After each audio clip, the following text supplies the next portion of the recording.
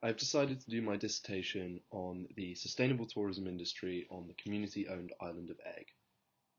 To give a bit of background, Eigg is one of the small islands off the west coast of Scotland, which helps make up the Inner Hebrides. It's really only about 5 miles long and 3 miles wide. Although it's so small, it has a really rich cultural history as well as impressive wildlife and geography, and they host thousands of tourists every year.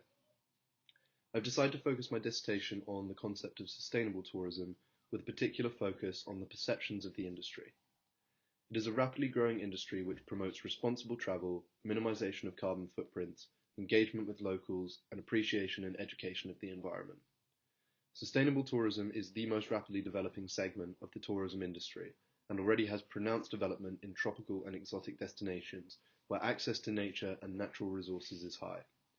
I believe that the transition from mass tourism to sustainable tourism is needed in order to combat the climate crisis. I decided to research the Isle of Eigg due to its uniqueness. Eigg has only a population of around 107, which has been slowly growing since the 1990s.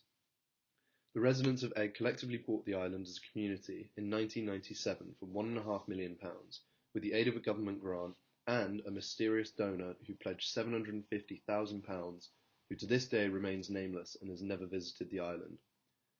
Eigg also won a share of £1 million from winning the Big Green Challenge after implementing an energy system which generates electricity through a combination of hydro, solar and wind power, which makes the island run almost completely off renewables.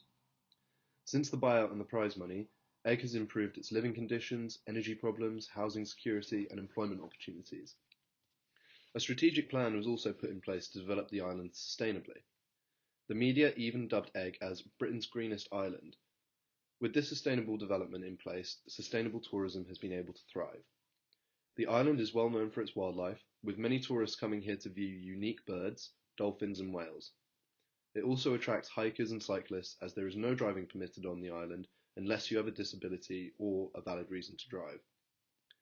Eigg is a truly fascinating island with an extremely interesting sustainable tourism industry. Very little academic literature exists on the sustainable tourism industry on the Isle of Eigg. However, what does exist omits perceptions and perceptual changes of the residents towards the sustainable tourism industry. This is the area in which I intend to focus my research.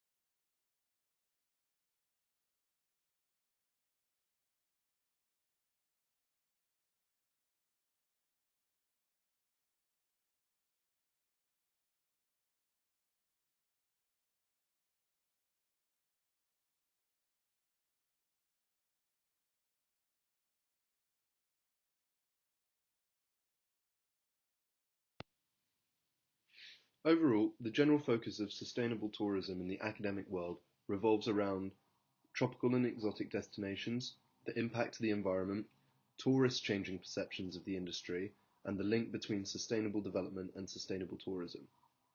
There is also an intriguing, enduring debate amongst academics disputing the definition of sustainable tourism and its subcategories such as ecotourism, adventure-based tourism, nature-based tourism, and alternative-based tourism.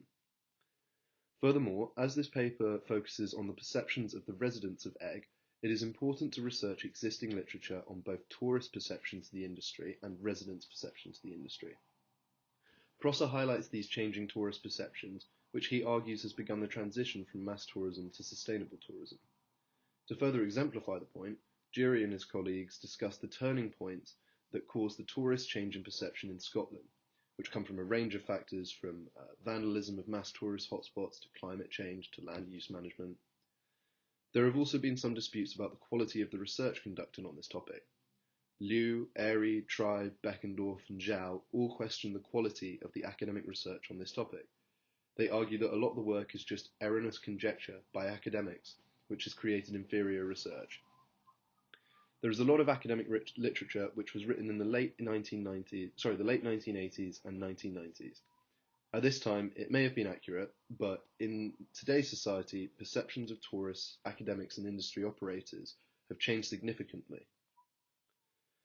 Moving on to theoretical literature, the theoretical literature raises questions of how sustainable development and sustainable tourism are linked. Some academics like Swarbrick argue that sustainable development must occur before sustainable tourism can be successfully implemented. However, Sharpley argues that tourism has become decoupled from sustainable development, in that it is now an industry that promotes sustainability, but has become product-centered, which takes away from the key theories of sustainable development. However, since the views are around 20 years old, we have to question their current validity, as perceptions and motives around this topic have changed significantly over the last 20 years. I actually disagree with Sharpley's argument that sustainable tourism and sustainable development have become decoupled. In order for sustainable tourism to succeed, I believe it needs grounded, successful, sustainable development to be in place first. I believe that these views have changed now, and that people are developing a sustainable tourism industry for economic, environmental, and social benefits, with a major focus on the need to fight climate change and develop without compromising the needs of future generations. Moving from mass tourism to sustainable tourism is an excellent approach to solve some of the climate issues that arise from mass tourism. I also explored literature on sustainable development theory. I did this because I believe sustainable tourism is intrinsically linked to sustainable development. The theories of both concepts often overlap. Reyes has developed 4 theories of sustainable development. These include modernization theory, dependency theory, world systems theory, and globalization theory, which all link to sustainable tourism. Sustainable tourism also complies with theories of preservation and theories of climate change. Since the rise in popularity of these theories and the growing awareness of climate change and the need for conservation, sustainable tourism has become a more popular discourse, as it is becoming a more recognized industry.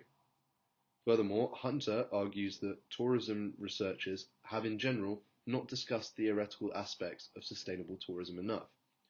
I agree with Hunter, as most of the theories I have had access to revolve around theories of development, tourism, and sustainability, but not sustainable tourism theories. As there are existing academic papers regarding the community buyout, the development of renewable energy resources, and the general overview of the sustainable tourism industry on the island, I plan to focus on the residents' perceptions and attitudes towards the sustainable tourism industry. I will look at the impact to them and their environment and explore how such a change in way of life over 20 years has altered their perceptions. In order to achieve my aim, I have come up with 3 research objectives. Number 1. How have the residents' perception of sustainable tourism changed since the implementation of renewable energy resources and the community buyout of the island? Number 2. How important was the need for sustainable development implementation to occur prior to the development of a sustainable tourism industry on Eigg? And 3. How can the risks of overdeveloping the tourism industry and compromising the concept of sustainability be reduced? I aim to answer these research questions through a qualitative ethno-methodological approach. I plan to use semi-structured interviews with residents of Eigg about their perceptions and attitudes towards the sustainable tourism industry on the island. I already have plans to meet with and interview with the organizer of the community buyout, Maggie. I plan to ask her general questions about the buyout to gain a better understanding of life before and after they gained ownership of the island. I also plan to ask her about her attitudes towards the sustainable tourism industry on Eigg and what she believes are the pros and cons. Using the snowballing technique, I aim to interview other stakeholders of the industry, such as the sole taxi driver on the island and other small business owners who heavily rely on this industry. I also plan to analyse the Scottish Tourism Board statistics and information regarding tourism in the Hebrides, more specifically Eigg. I plan on getting in contact with members of the Scottish Tourism Board in order to arrange an interview so I can explore more information regarding the industry within Scotland. Furthermore, I will use ethno-methodological analysis approaches when analysing videos regarding the sustainable tourism on the Isle of Eigg. So far, I have written up questions for my interview I'm preparing with Maggie, who was one of the integral members of the Heritage Trust which bought Eigg. As far as results I have obtained so far, I have begun to analyse the statistics available to me online, which show the distribution of tourists across Scotland, what type of tourism they are participating in, and how much GDP this brings to local councils throughout Scotland. My results so far show that the Hebrides bring in a lot of sustainable tourists, who contribute significantly to the local economy compared to the rest of Scotland. This is mainly due to the high number of tourists who expedite on nature-based excursions and wildlife watching holidays. The fact that a lot of these islands have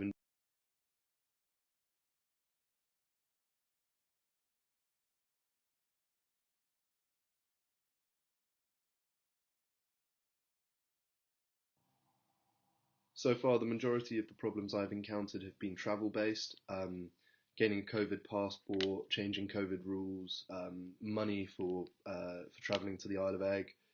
Eigg is also really remote, which means when I'm conducting field work, I have to plan out a time to visit and be wary that there might be internet connectivity difficulties.